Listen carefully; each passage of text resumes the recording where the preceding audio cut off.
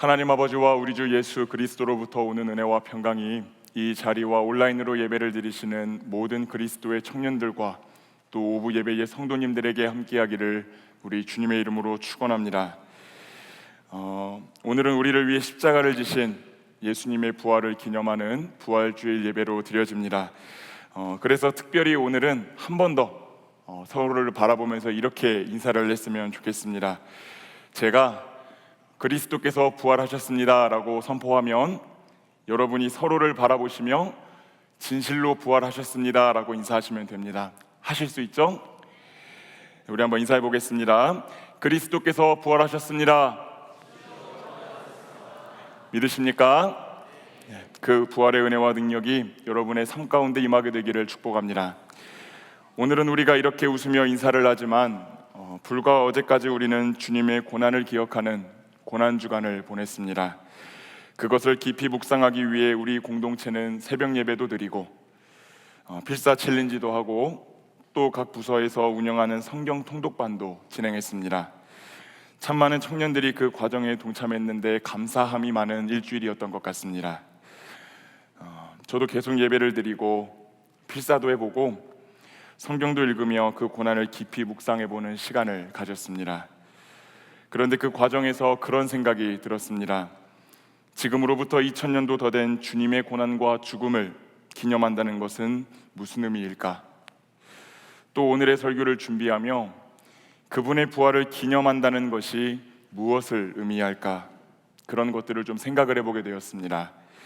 그리고 나서 내린 결론은 너무 당연한 말일 수 있지만 그 모든 것들이 이 자리에 모인 저와 여러분에게 삶을 바꿀 것을 촉구하고 있다라는 것입니다. 예수님의 고난과 죽음 또 부활을 기념한다라고 하는 것은 단순히 과거에 있었던 사건을 글과 말로 설명하는 것이 아니라 오늘 우리의 삶을 바꾸는 데까지 나아가야 한다는 것입니다. 그래서 오늘 말씀의 제목을 부활을 살다라고 정해보았습니다. 어떻게 사는 것이 부활을 사는 것인지 오늘 베드로의 이야기를 통해서 그 은혜를 나누어 보고자 합니다. 우리는 베드로라는 이름을 들으면 성경 속에 나타난 그의 다양한 모습을 떠올리게 됩니다. 소위 예수님의 수제자로 불렸던 그런 사람, 믿음을 가지고 거센 파도 위를 걸어보았던 사람, 로마 황제를 하나님의 아들이라 숭배했던 빌립보 가이사랴에서 주는 그리스도 살아계신 하나님의 아들이라고 하는 올바른 고백을 했던 그 사람이 바로 베드로였습니다. 본받을 만한 점이 꽤 많은 사람이었다라고 하는 것에는 이견이 없습니다. 그런데 오늘 본문을 보면 그런 베드로에게도 문제가 있었다라고 하는 것을 우리는 알게 됩니다. 오늘 본문 1절은 부활하신 예수님이 베드로를 비롯한 제자들을 만나신 장소를 디베랴 호수라고 기록하고 있습니다. 디베랴 바다는 갈릴리 바다의 로마식 표현인데요, 좀 더 정확히 말하면 이 갈릴리 바다를 중심으로 생성된 여러 도시 중 하나가 이 디베랴라는 곳이었고 그 디베랴 앞에 있는 갈릴리 바다의 일부를 디베랴 바다라고 불렀습니다. 이 디베랴는 예수님의 공생의 기간 갈릴리 지역의 분봉왕이었던 헤롯 안티파스가 당시 로마 황제였던 티베리우스에게 헌정하기 위해 개편하고 확장시킨 도시였습니다. 황제에게 헌정될 도시, 황제의 이름을 따서 지은 도시인 만큼 황제의 위엄을 드러낼 수 있도록 화려하고 웅장한 로마식 건축물들이 많이 들어선 곳이었습니다. 그래서 이 디베랴 앞에 있는 갈릴리 바다를 티베리우스의 갈릴리 바다라고도 불렀다고 합니다. 그러니 적어도 이 유대인들에게 있어서 이 디베랴라고 하는 장소는 로마 황제에게 하나님께로부터 하사받은 영토를 빼앗겼다라는 아픔이 서려 있는 곳입니다. 그래서 사복음서를 기술한 이 기자들은 디베랴라고 하는 장소를 언급하지 않습니다. 오직 요한만 딱 3번 정도 이 디베랴라는 지명을 사용합니다. 그리고 그 앞뒤 문맥을 보면 대부분 이 디베랴가 쓰인 곳은 부정적인 맥락으로 쓰였습니다. 그러니 베드로가 물고기를 잡겠노라 돌아갔던 곳이 이 디베랴였다라고 하는 것은 이 요한복음을 기록한 사람이 이 베드로의 행동을 굉장히 좋지 않게 평가하고 있다라고 하는 것을 보게 되는 것이지요. 이 베드로의 방황이 여기에서 멈추지 않습니다. 오늘 본문 읽지는 않았지만 21장 14절 말씀을 보면 이 디베랴에서의 만남이 예수님이 부활하신 후 이미 두 번째 제자들에게 자신을 보여주셨고, 이 디베랴에 나타나신 사건은 세 번째 제자들에게 나타나신 사건이다라고 기록하고 있습니다. 그러니 부활의 주님께서 베드로를 비롯한 다른 제자들하고 이미 제외하신 이후에 사건이 오늘 본문의 내용이다라고 하는 것을 알 수 있습니다. 복음서를 읽다 보면 베드로가 주님을 처음 만났을 때 사명을 받았던 것을 다 기억하실 것입니다. 다 함께 누가복음 5장 10절의 말씀을 한번 읽어보도록 하겠습니다. 세베대의 아들로서 시몬의 동업자인 야고보와 요한도 놀랐습니다. 예수께서 시몬에게 이르시되 무서워하지 말라, 이제 후로는 네가 사람을 취하리라 하시니. 아멘. 베드로는 예수님을 만나기 전에는 물고기를 잡는 어부였습니다. 언제나 만선이라는 로또를 꿈꾸며 바다로 나가는 인생이었습니다. 그때 그 로또의 꿈을 언제나 이룰 수 있는 능력이 있음에도 불구하고 무엇 하나 가지지 않고 떠돌아다니며 하나님 나라를 전하는 그 예수님을 만나게 되고 자신이 부정한 존재의 힘을 깨닫게 됩니다. 그래서 베드로는 그렇게 고백합니다. 주여, 나를 떠나소서, 나는 죄인이로소이다. 예수님은 그런 베드로에게 새로운 사명을 맡겨주셨습니다. 네가 이전까지는 물고기를 낚는 어부였지만 이제는 사람을 낚는 어부가 되게 하겠다. 이 사명을 받은 베드로는 그 자리에서 모든 것을 버려두고 예수님을 따랐습니다. 그렇다면 예수님이 부활하셨음을 알게 되었을 때 그 베드로가 했어야 되는 행동은 무엇이었을까요? 다시 부활의 주님을 붙잡고 사람을 낚는 어부로서의 삶을 살았어야 될 것입니다. 그런데 오늘 본문을 보면 베드로는 사람을 낚는 어부에서 다시 물고기를 잡는 어부의 삶으로 돌아가 버리고 맙니다. 아마 베드로가 예전처럼 물고기를 통해 많은 돈을 벌고 싶어서 그랬던 것은 아닌 것 같습니다. 당장 생계의 물고기가 필요해서 그 바다로 갔을 수도 있겠습니다. 하지만 그는 부활의 주님을 당당하게 마주하지 못하게 하는 또 한 가지의 아픔 속에서 헤어나오지 못했습니다. 지난 성금요일 이치워십 때 나누었던 것처럼 이 베드로는 예수님이 십자가에 못 박히실 때 세 번에 걸쳐 예수님을 부인했었습니다. 다 함께 마태복음 26장 75절의 말씀을 읽겠습니다. 이에 베드로가 예수의 말씀에 닭 울기 전에 얘가 세 번 나를 부인하리라 하심이 생각나서 밖에 나가서 심히 통곡하니라. 아멘. 예수님께서는 닭이 울기 전 베드로가 자신을 세 번 부인할 것이라고 예고하셨습니다. 베드로는 다른 사람은 몰라도 나는 절대로 주님을 배신하지 않겠습니다 라고 말하며 주님의 예언을 부정했습니다. 그러나 결국 그는 적대자의 위협 속에서 주님을 세 번 부인합니다. 그리고 주님이 잡혀가실 때 그분을 향한 죄송한 마음, 부끄럽고 수치스러운 스스로의 모습을 견디지 못하며 크게 통곡합니다. 그런 뼈저린 아픈 과거를 갖고 있던 만큼 부활의 주님을 다시 마주하기엔 염치도 없고 무엇보다 부끄러웠을 것입니다. 그래서 그는 부활의 주님을 만나고서도 디베랴로 물고기를 잡으러 갑니다. 주님은 부활을 통해 수치에서 영광으로, 절망에서 희망으로, 죽음에서 생명으로 건너가셨지만 베드로는 여전히 수치와 절망, 죽음의 자리에 머물러 있었음을 보게 됩니다. 베드로에게 있어 그 부활은 자신의 부활이 아니었습니다. 우리가 흥미 없는 이야기에 관심을 쏟지 못하는 것처럼 그도 자신에게는 상관없는 이야기가 되어버린 것 같은 그 부활 이야기에서 계속해서 뒷걸음질 칩니다. 그러나 베드로는 디베랴 바다에서 밤을 새워 그물을 던졌습니다. 그런데도 한 마리의 고기도 잡지 못합니다. 저는 그런 장면을 한번 상상을 해보았습니다. 아마 어부의 일을 계속할 때는 그 손에 굳은 살이 배겨서 끄떡없던 그 베드로의 손도 예수님을 따라 어부의 일을 그만둔 지 오래되었기 때문에 굳은 살은 다 떨어져 나간 상태가 아니었을까. 그래서 다시 파도와 씨름하며 그물을 잡고 밤새 수고하였을 때는 그 파도와 씨름하던 그 손이 어쩌면 피투성이가 됐을지도 모르겠다라는 생각을 해보게 되었습니다. 그러나 그는 그 수고에 대한 어떤 결과도 맛보지 못합니다. 그렇기에 이 디베랴라고 하는 것은 많은 것을 상징합니다. 하나님이 아닌 로마 황제가 다스리는 것 같은 이 세상을 의미할 수도 있고, 죄에 물든 채 하나님의 낯을 피해 도망친 곳을 의미하기도 합니다. 주님으로부터 받은 사명을 포기하고 이전의 모습으로 돌아간 곳일 수도 있고, 한때는 수제자였지만 이제는 배신자에 지나지 않는다는 비통함 속에 자존감은 무너질 대로 무너지고, 먹고 살기 위해 그물은 던지지만 헛수고의 저주에 빠져 아무것도 얻지 못하는 그곳이 디베랴 바다가 상징하는 의미이겠지요. 사랑하는 여러분, 이 자리에 계신 분들 중에도 여전히 그 디베랴에서 머물고 계신 분들은 안 계십니까? 예수님을 처음 만났을 때 경험한 그 벅참을 잃어버린 지 오래된 채로 내 인생의 죄와 실수가 가득하다며 그분의 이야기가 나와 상관없다 치부하고 계신 분들은 안 계십니까?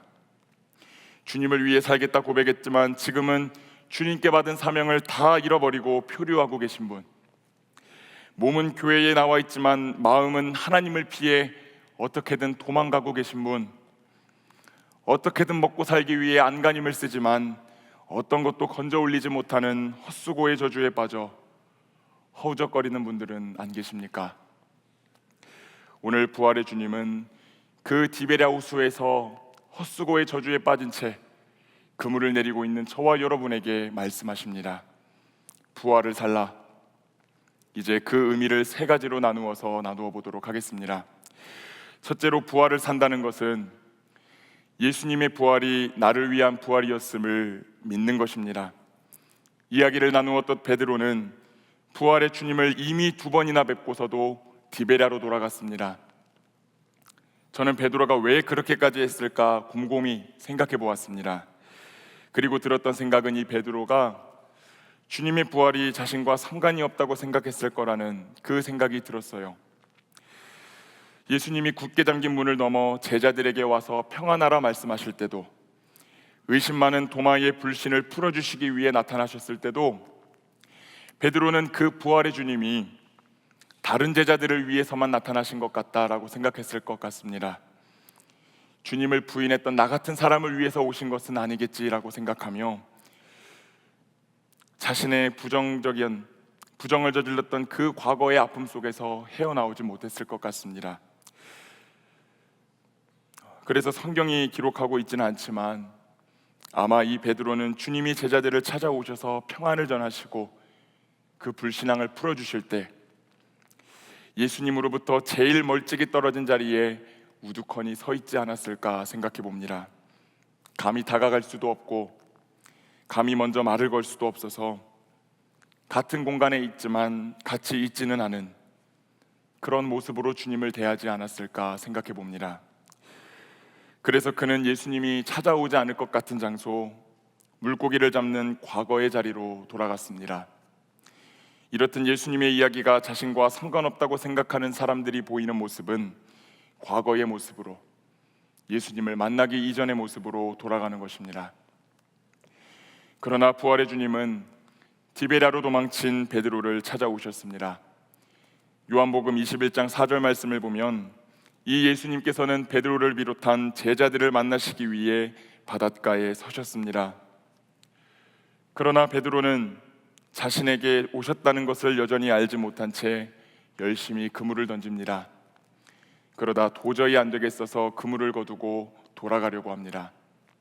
그때 언젠가 들었었던, 정확히 기억은 안 나는데 언제 어디선가 들었었던 그 목소리가 들려옵니다. 얘들아, 너희에게 고기가 있니? 그물을 배 오른편에 던져보아라. 많이 잡을 수 있을 것이다.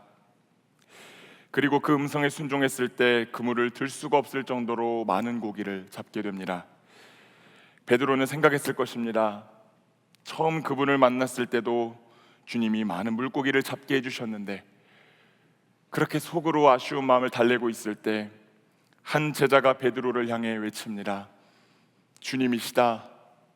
주님이 우리를 찾아오셨다. 그 말을 들은 베드로는 겉옷을 두르고 바다로 뛰어내립니다. 그리고 누구보다 먼저 예수님을 향해 헤엄쳐 갔습니다. 부활의 주님이 찾아오신 것이 자신이었다라는 것을 깨닫게 되었을 때 이 베드로의 삶에는 회복이 시작되게 된 것입니다. 사랑하는 여러분, 오늘 죄와 사망을 이기시고 부활하시어 찾아오신 그 주님의 은혜가 나를 향한 것임을 먼저 믿으실 수 있기를 축복합니다. 분명 우리 주님은 베드로와 같은 우리를 구원하시기 위해 부활하셨습니다. 그 구원을 주시기 위해 수치에서 영광으로, 절망에서 희망으로, 죽음에서 생명으로 그 다리를 건너셨습니다. 그러나 베드로가 그랬던 것처럼 그 부활이 자신의 것이 아니라고 생각하는 사람에게는 부활의 능력이 경험될 수가 없습니다. 아무리 좋은 문구, 아무리 좋은 명언이 있다 할지라도 그것이 나와 상관이 없다 생각하면 나의 삶에 적용하지 않는 것처럼 그 부활이 나를 위하여 일으키신 기적이다라는 것을 간과한다면 우리의 삶 가운데는 그 부활의 능력이 체험되기가 어렵다라는 것입니다. 그러나 그리스도의 죽음과 부활이 나를 위한 것이었다고 믿는 이들은 그 믿음을 통해 수치와 절망과 죽음을 극복할 수 있게 됩니다. 그 부활의 은혜가 나를 향한 것임을 굳게 믿으시는 모든 분들이 되시기를 축복합니다. 두 번째로, 부활을 산다는 것은 나를 찾아오신 주님 앞에 나아가고 머무는 삶을 사는 것입니다. 다 함께 요한복음 21장 7절의 말씀을 읽겠습니다.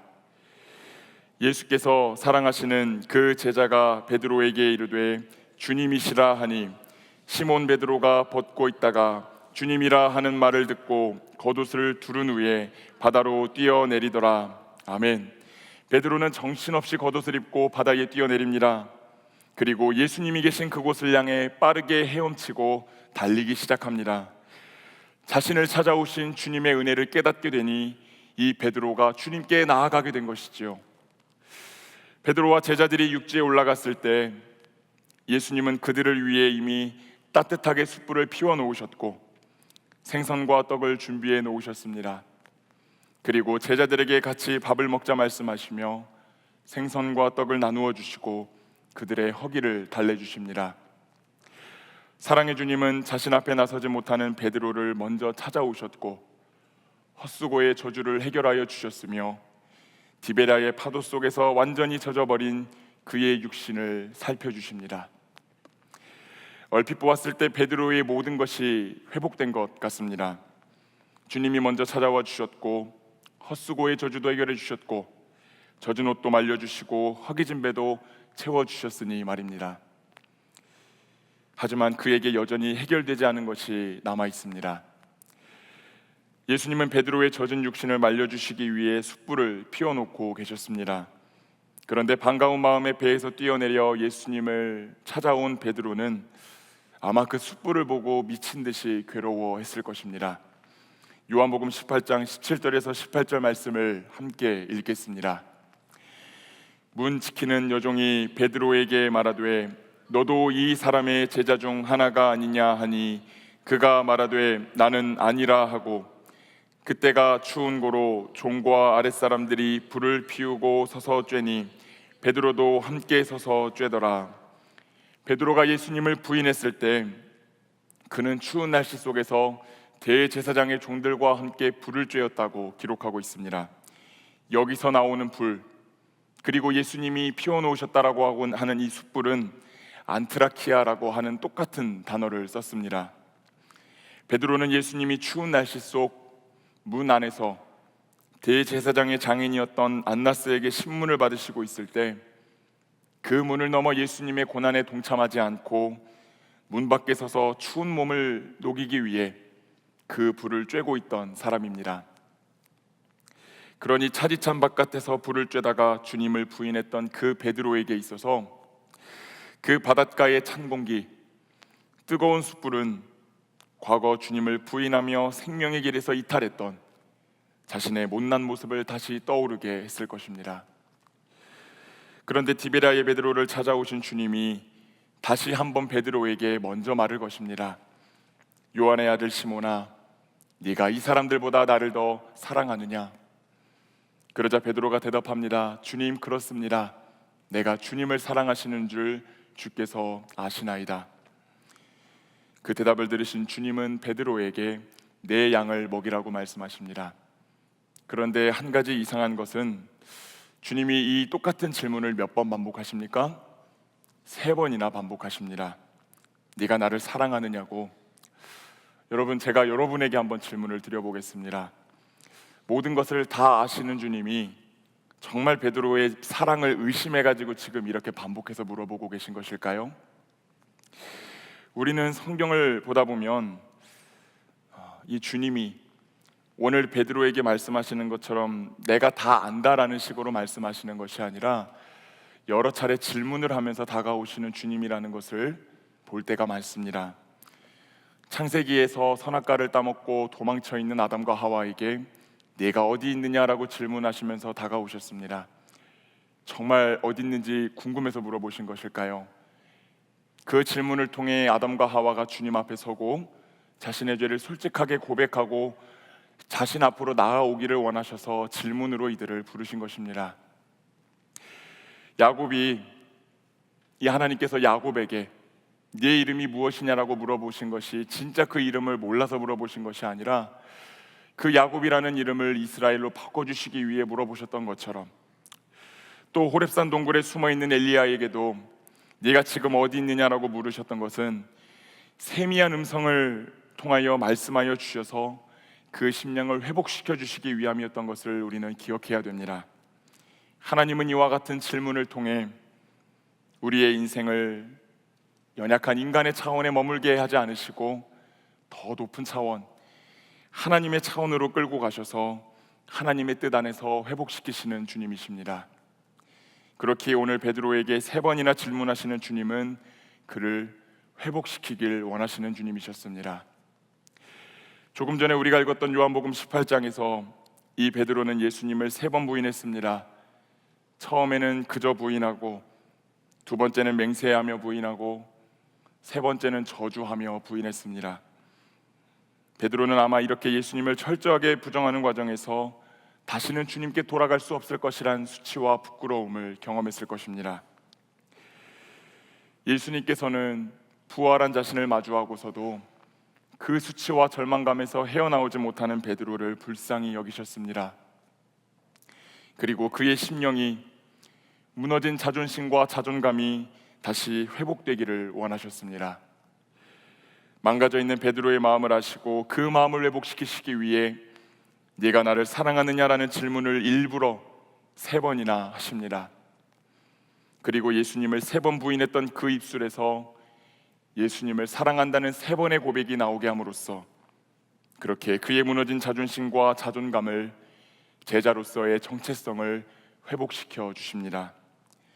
사랑하는 여러분, 오늘 베드로는 부활의 은혜가 자신의 것임을 깨달았을 때 주님을 향해 달려나갔습니다.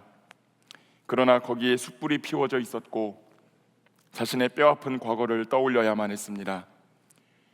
영문을 모른 채 네가 나를 사랑하느냐는 신문처럼 여겨지는 질문에 3번 답해야 됐습니다. 그러나 그가 정말 잘한 것이 있다고 한다면 그 뼈아픈 그 아픔이 느껴지는 자리에서 도망치지 않았다는 것입니다. 그는 어떤 모습으로든 주님의 부활의 주님 앞에 나아갔고 때로는 채움을 받고 때로는 마음의 찔림을 받으며 그분이 무엇라 말씀하시는지 앉아서 그 음성을 들었습니다.